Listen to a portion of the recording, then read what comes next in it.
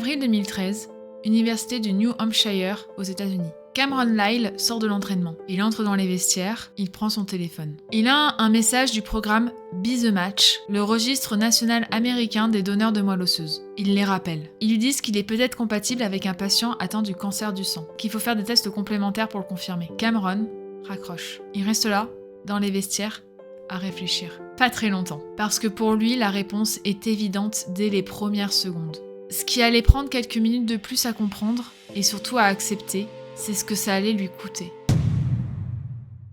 Salut à tous, moi c'est Glimini, je suis une aigrie qui essaye de retrouver un peu foi en l'humanité et je vous emmène dans cette aventure en vous racontant de belles histoires, des histoires positives, des histoires de héros méconnus. Et si ça vous parle, n'hésitez pas à vous abonner à la chaîne, ça me soutient énormément. Et cette histoire c'est vraiment le genre de héros dont je m'inspirais, puisque c'était personne, juste un étudiant sportif qui a fait un choix qui a changé la vie de quelqu'un. Avant de parler de Cameron, je vais devoir faire un peu de médical. Parce que pour comprendre ce qu'il a fait, il faut comprendre ce que c'est que la leucémie lymphoblastique aiguë, la maladie dont souffrait l'homme qui l'a aidé. Encore une fois, je ne suis pas médecin, je vais essayer d'expliquer ce que c'est du mieux que je peux. Désolée s'il manque des détails ou s'il y a des choses que j'explique mal. La leucémie lymphoblastique aiguë, aussi appelée la LLA, est un cancer du sang et de la moelle osseuse. Elle touche les globules blancs, les cellules que le corps crée pour se défendre notamment contre les maladies. Dans la moelle osseuse, l'endroit spongieux à l'intérieur de nos os, des cellules dites immatures vont se multiplier de manière anarchique. Et au lieu de devenir des globules blancs sains, elles restent bloquées à ce stade immature et inutile.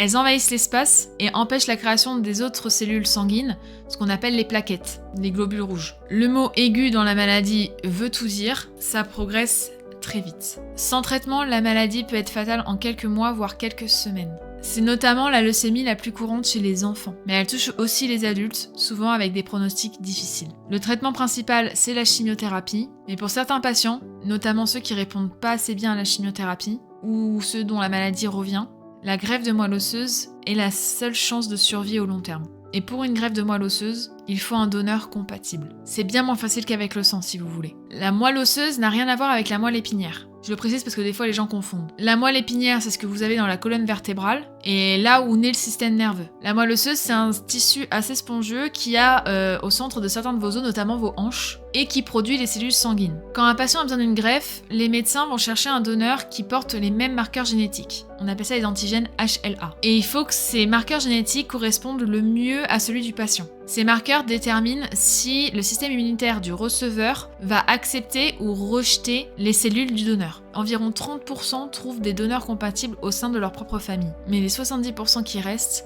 dépendent des registres de donneurs bénévoles. Ces registres, ils fonctionnent simplement. On s'inscrit, on fait frotter l'intérieur de sa joue avec un coton-tige, l'ADN est ensuite analysé et stocké dans des bases de données. Et en tant que bénévole, on attend. On ne peut ne jamais être appelé, ou l'être des années plus tard. Aux États-Unis, le registre Be the Match comporte 22 millions de personnes inscrites. En France, c'est le registre France Greffe de Moelle qui est géré par l'Agence de biomédecine. Mais malgré ces millions de personnes inscrites, trouver un donneur parfaitement compatible avec un patient non apparenté est extrêmement difficile, puisque la compatibilité dépend de facteurs génétiques très précis. Les chances de trouver un donneur non apparenté compatible est de 1 sur 5 millions. 1 sur 5 millions. Et cette une chance sur 5 millions, c'est Cameron Lyle. Cameron Lyle grandit à Plaistow, dans le New Hampshire, au nord-est des États-Unis. Depuis l'enfance, il est sportif. Il est spécialisé en lancer athlétique, lancer de poids, le marteau, le disque. C'est des disciplines qui demandent de la force, de la technique et des années de travail. Il commence au lycée de Timberlane Regional High School et continue à l'université du New Hampshire, où il intègre l'équipe d'athlétisme de Division 1, soit le plus haut niveau de la compétition universitaire aux États-Unis. La Division 1, c'est vraiment l'élite. Les athlètes s'entraînent comme des professionnels, ils voyagent pour leur compétition et ils sacrifient une grande partie de leur vie étudiante pour le sport. Alors pas pour l'argent, puisque les sportifs universitaires américains ne sont pas payés, mais pour la compétition elle-même, pour la progression et pour les titres. Cameron Lyle fait partie de cette équipe pendant 4 ans. 4 ans d'entraînement quotidien, des milliers d'heures de travail physique et des compétitions à travers tout le pays. Il accumule de bons résultats, mais surtout des deuxièmes places. Une pile de médailles d'argent, toujours proche du titre, mais jamais tout à fait premier. Mais sa 4e et dernière année à l'université s'annonce différente. Cameron Lyle a 21 ans, Il est au meilleur de sa forme, son corps entraîné pendant des années et au sommet de sa puissance. Le championnat de conférence American East approche. Cameron est favori au lancer de poids. C'est sa dernière saison de sport universitaire. Après la remise des diplômes, tout s'arrête. Il n'y aura pas de carrière professionnelle dans le lancer de poids. Ces dernières semaines sont vraiment les dernières. Et il y a aussi les Penn Relay, la plus ancienne et la plus célèbre compétition universitaire de l'athlétisme aux États-Unis. Un événement légendaire depuis 1985. Y participer, c'est déjà un honneur. Y faire une belle performance, c'est une marque indéniable pour une carrière. Cameron s'entraîne dur. L'objectif est clair. Cette saison, il veut enfin décrocher son titre. Et puis en février 2013, le téléphone sonne. Pour comprendre d'où vient cet appel téléphonique, il faut remonter 2 ans en arrière. Automne 2011, Cameron est en 2e année à l'université du New Hampshire. Un jour ordinaire, dans la cafétéria de l'université, l'équipe de football américain organise une campagne de sensibilisation à Be The Match, le programme national de donneurs de moelle osseuse. Des tables sont installées et des membres de l'équipe interpellent des étudiants qui passent. Quelques footballeurs voient passer Cameron et l'invitent à frotter sa joue. Un simple coton-tige à l'intérieur de la joue, un simple geste qui prend 5 minutes. On lui explique que ces données génétiques seront enregistrées dans une base de données et que si un patient qui a besoin d'une greffe est compatible, il sera recontacté. Et on lui dit que les chances sont infimes, que c'est une chance sur 5 millions. Cameron dit oui, le geste prend 5 minutes, une chance sur 5 millions. Il passe à autre chose et il oublie. Pendant 2 ans, il n'en entendra pas parler. Ces 2 années, Cameron Line les passe à s'entraîner, à compétitionner, à faire des compétitions et à évoluer. Il pense à ses lancers, à ses temps, à ses rivaux, à la prochaine compétition, mais pas une seule fois, il repense au fait qu'il s'est fait frotter la joue il y a quelques années. Sur les 10,5 millions de personnes inscrites à Be The Match à cette époque, seulement 1 sur 540 sera contactée pour être donneur potentiel. La majorité des inscrits ne recevront jamais d'appel. Et pour Cameron, il fait partie de la majorité, jusqu'en février 2013. Février 2013, Cameron sort de l'entraînement et son téléphone lui indique un message de Be The Match. Il les rappelle depuis le vestiaire. Ils lui disent qu'il est peut-être compatible avec un patient et qu'il faudrait faire des tests sanguins complémentaires pour s'en assurer. Cameron dit oui. Et 1 mois plus tard, les résultats arrivent. C'est une compatibilité parfaite, totale. Une chance sur 5 millions. Et c'est lui. Le patient a un besoin urgent, le temps presse. Les règles du programme de don de moelle osseuse est très strictes concernant les règles de confidentialité. Le donneur et le receveur devront rester anonymes l'un pour l'autre pendant au moins 1 an après la procédure. Ils ne peuvent pas se parler directement, ils ne peuvent pas se voir. Mais certaines informations générales sur le patient peuvent être données au donneur. Cameron apprend donc que le receveur est un homme de 28 ans, qui souffre d'une leucémie lymphoblastique aiguë, le cancer dont je vous ai parlé au début, et que sa maladie a été diagnostiquée quelques jours avant Noël 2012. Imaginez recevoir ce diagnostic juste avant les fêtes de Noël. Cameron apprend aussi que cet homme est fiancé et a un bébé de 19 mois. Sans greffe de moelle osseuse compatible, les médecins donnent à cet homme une espérance de vie de moins de 6 mois. Et Cameron Lyle est le seul donneur compatible de tout le registre national. Cameron Lyle dit oui,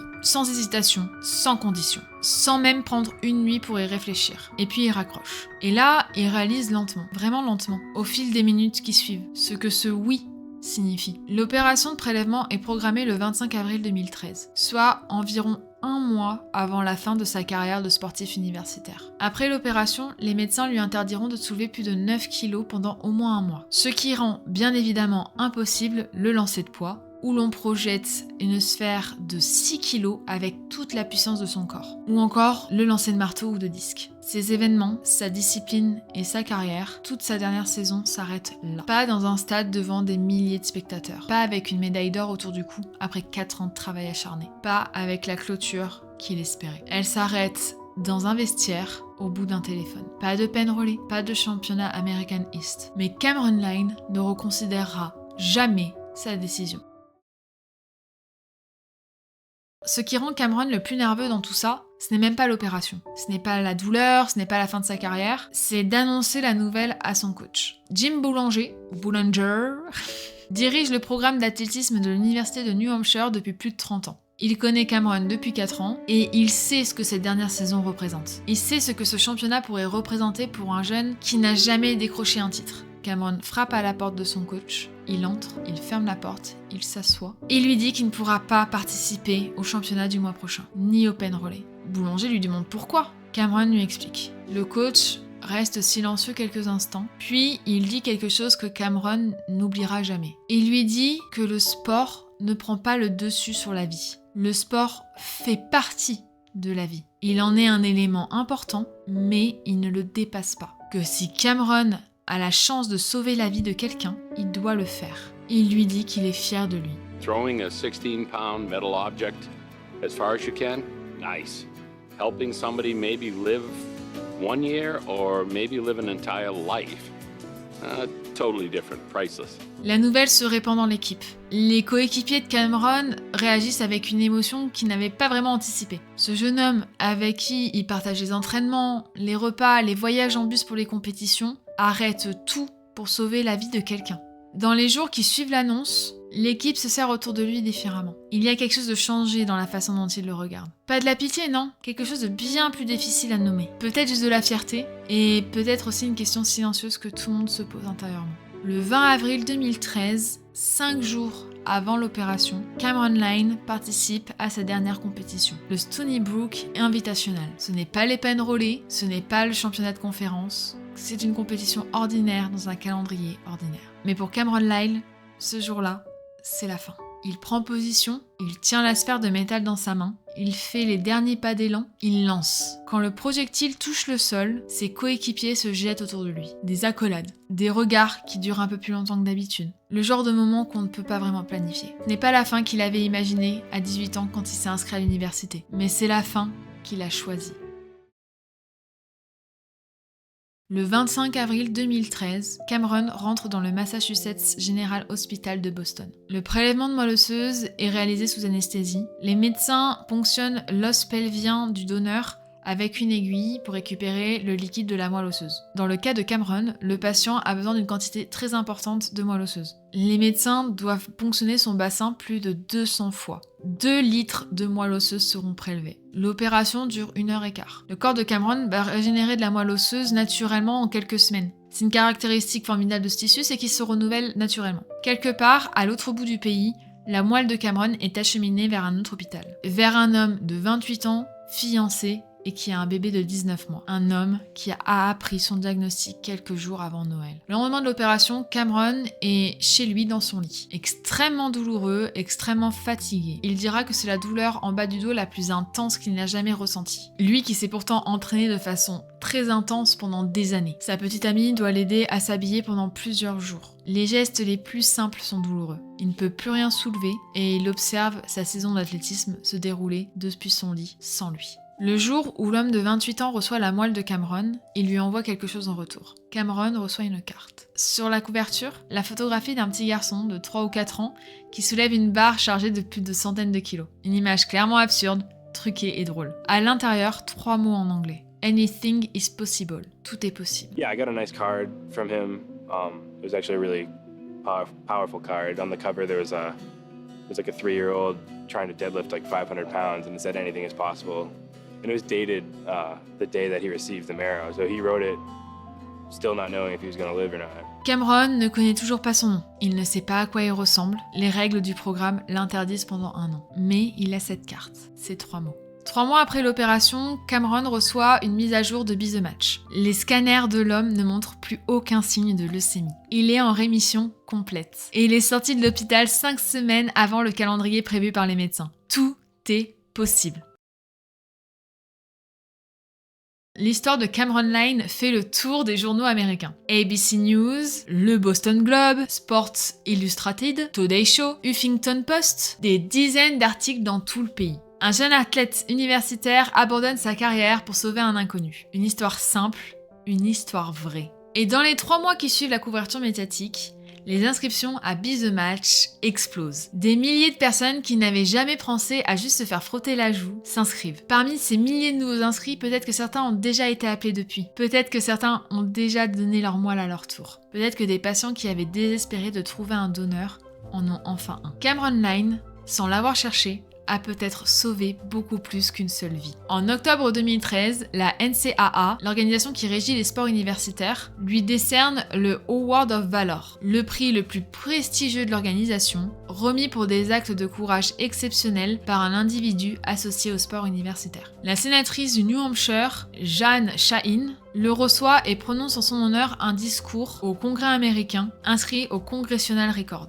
Cameron Lane est stupéfait de toute cette attention. Il ne comprend pas vraiment pourquoi il est célèbre en fait. À chaque interview, à chaque cérémonie, à chaque remise de prix, Cameron pose la même question. Et il demande, sincèrement, hein, pas par fausse modestie, il demande si n'importe qui n'aurait pas fait la même chose. Il dit que ce n'est pas une grande décision, c'est juste du sport, qu'une vie compte quand même plus qu'une médaille. Il dit qu'un être humain décent ne pouvait faire qu'une seule chose quand on lui dit qu'un homme de 28 ans, fiancé avec un bébé de 19 mois, est sur le point de mourir. Et qu'il est le seul à pouvoir l'aider. Il dit qu'il ne comprend pas les gens qui en font une telle histoire de ce qu'il a fait. Sa mère, Christine, a une réponse à cette question. Elle dit qu'elle ne connaît pas beaucoup de jeunes de 21 ans qui auraient abandonné leur dernière saison de sport pour sauver quelqu'un, pour sauver un inconnu. Son coach boulanger lui aura une autre réponse. Il dit que ce n'est pas une question de dilemme moral, qu'il n'y avait qu'une seule réponse possible. Cameron continue de ne pas comprendre les gens qui l'applaudissent, et il continue de poser sa question. Et je veux m'arrêter sur cette question. Est-ce que n'importe qui l'aurait fait? Je sais pas. Honnêtement, l'aigri en moi ne le sait pas.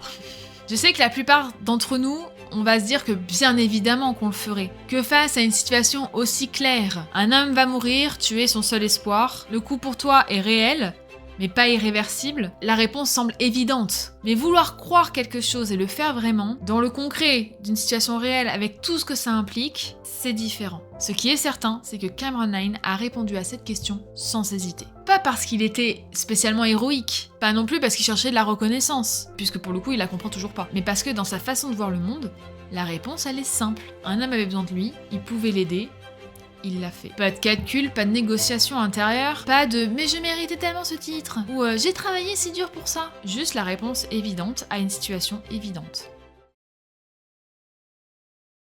Il y a des choses qu'on ne sait pas dans cette histoire. J'ai beau chercher, j'ai pas trouvé les réponses. On ne sait pas si Cameron a rencontré l'homme qui l'a sauvé. Les règles du programme permettent de lever l'anonymat au bout d'1 an, si les deux y consentent, mais si cette rencontre éventuelle a eu lieu, elle n'a pas été documentée. Et presque tant mieux d'ailleurs. On ne sait pas ce que l'homme de 28 ans est devenu au long terme. Les nouvelles de 2013, avec sa rémission complète, sont les dernières informations publiques. Mais on sait que la rémission d'une leucémie est un événement majeur et le suivi peut durer encore plusieurs années. On ne sait pas non plus ce que Cameron Lane est devenu aujourd'hui. Après l'université, il a travaillé quelques temps au service marketing d'une salle de spectacle du New Hampshire, mais c'est la dernière information que j'ai trouvée sur lui. Mais ce qu'on sait, et je pense le plus important, c'est que suite à cette histoire, des milliers et des milliers de personnes se sont inscrits à Be The Match. Et que peut-être dans ces milliers de personnes, il y a aujourd'hui des gens qui ont sauvé d'autres vies. Il y a vraiment cette image qui me marque dans cette histoire. Quand j'imagine Cameron dans le vestiaire, seul avec son téléphone, en train de se rendre compte que oui, la réponse est facile, mais que peut-être pas le reste. Il a 21 ans, il est au sommet de sa forme, il a potentiellement une carrière devant lui. Sa dernière saison pour laquelle il a tellement travaillé est juste là devant lui. La possibilité d'avoir cette médaille d'or qu'il cherche tant à avoir depuis des années. Mais il dit oui, sans hésiter, sans demander un délai de réflexion. Il y a des moments dans la vie où on est face à des décisions qui sont dures à prendre. Certaines sont plus petites que d'autres, et d'autres peuvent changer une vie, voire même en sauver. Et pour Cameron, c'était la troisième option. Et il a vraiment répondu de la manière la plus simple qui soit. Je pense aussi à cette carte que cet homme lui a envoyée, et ces 3 mots à l'intérieur. Tout est possible. Un homme qui était condamné lui a envoyé cette carte car il croyait encore que c'était vrai. Et Cameron Lane lui a prouvé qu'il avait raison. Avant de terminer cette vidéo, je veux vous dire quelque chose de très important. Si vous regardez cette vidéo depuis la France, il existe le registre France Greffe de Moelle, géré par l'agence de biomédecine.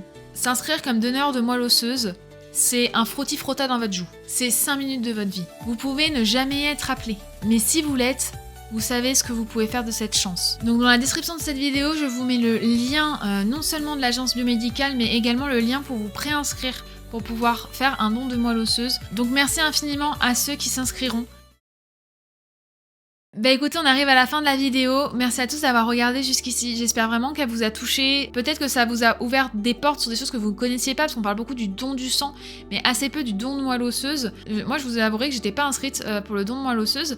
Et quand j'ai découvert cette histoire, vraiment, ça m'a donné envie de m'inscrire. Donc je vais remplir le dossier de préinscription. Parce que malgré tout, si juste quelques semaines de ma vie peuvent valoir une vie, et si ça peut fonctionner pour quelqu'un, je trouve que c'est ultra important.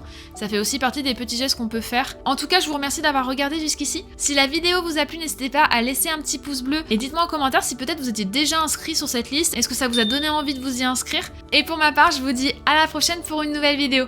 Ciao ciao!